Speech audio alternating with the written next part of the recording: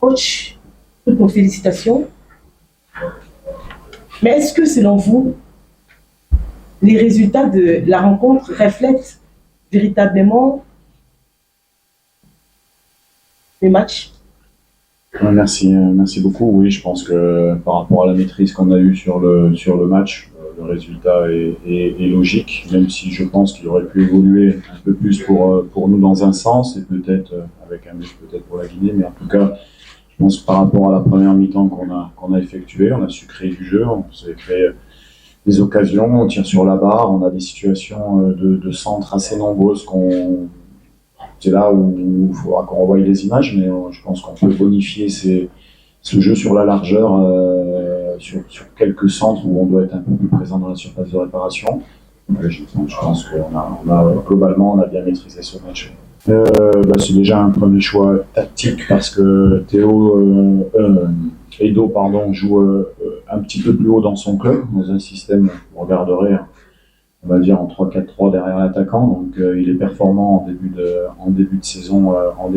Nous, on avait besoin d'avoir un peu plus de liant entre le milieu et notre attaque. Si vous avez pu le voir, on a plutôt joué en 4-3-3 avec une pointe basse et en charge. C'était une première situation aussi. Qu'Edo est très influent sur des frappes de balle à l'intérieur du jeu, à 20 mètres, 22 mètres.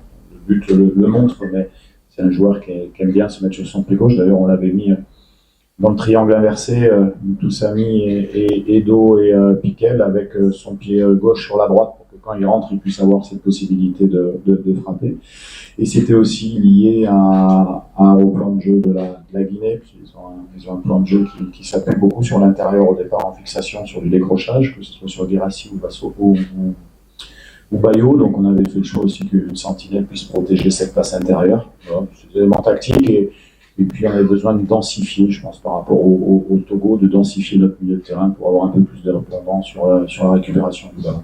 Ça veut dire qu'on avait demandé aux joueurs sur les 10 premières minutes de faire des presses très très hauts en étant très actifs. Vous le verrez si vous regardez le match avec Piquel, avec SND. Donc voilà, il y avait une débauche d'énergie qui était entre 10 et 15 minutes en fonction de la forme de nos joueurs. Et après, on avait fait le choix tactique au bout de 15 minutes de reculer notre bloc pour laisser le ballon à l'autre équipe. Et d'ailleurs, quand vous regarderez le but, vous verrez que c'est Toussami qui sort sur Touré, le 23. Et voilà, ça a bien fonctionné. Mais vous savez, vous avez un attaquant qui a fait beaucoup d'efforts aujourd'hui, qui a été pour moi bon dans le duel, bon dans les remises. Malheureusement, il n'a pas eu la réussite sur sa frappe, mais c'est quelqu'un qui nous sert énormément pour regarder des ballons hauts et qui travaille pour l'équipe, et ça c'est le plus important. Le reste, ça va venir très vite. Quand vous avez une défense qui fait un clean sheet, qui fait partie de la défense, il est allé couper 2-3 situations très importantes, il n'a fait aucune erreur. Donc Chancel a fait le match qu'il fait d'habitude, ni plus ni moins. Le principal au football, en fait, c'est de mettre un but de plus que l'adversaire. C'est ça qui vous fait avancer au final. Donc après, quand vous marquez vite, comme ça a été le cas au Togo, comme ça a été le cas là aussi, au bout de la 20e minute, il y a une gestion de match qui fait que oui, on essaie de mettre le deuxième but pour se mettre à l'abri, mais il faut trouver un certain équilibre. En face, n'oubliez pas qu'on a une très très bonne équipe de la Guinée, avec de très bons joueurs qui jouent dans des très bons clubs. Donc c'est vraiment un bon match qu'on a sorti, peut-être un des meilleurs matchs à domicile qu'on a fait depuis que je suis à la tête de la sélection.